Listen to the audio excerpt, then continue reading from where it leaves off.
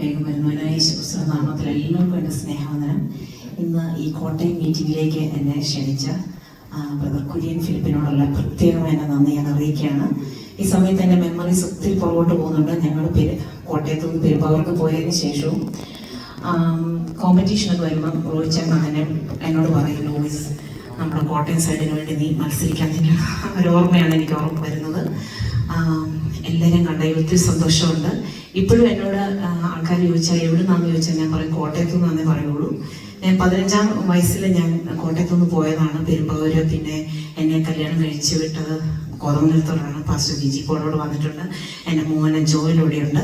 അപ്പം എൻ്റെ signature song ആണ് ഞാൻ നിങ്ങൾക്ക് വേണ്ടി പാടുന്നത്. ഞാനിങ്ങനെ ചിന്തിച്ച് ഞാൻ ഏത് പാട്ട് പാടണം. ഒത്തിരി പാട്ടുകൾ ഞാൻ എഴുതിയിട്ടുണ്ട്.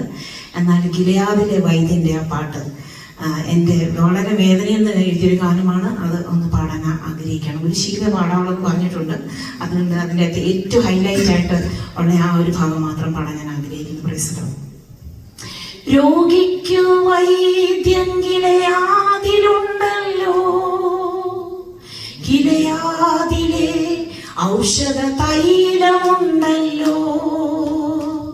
രോഗിക്കു വൈദ്യം ഗിലെയാദിലുണ്ടല്ലോ, ഗിലെയാദിലെ ഔഷധ തൈലമുണ്ടല്ലോ.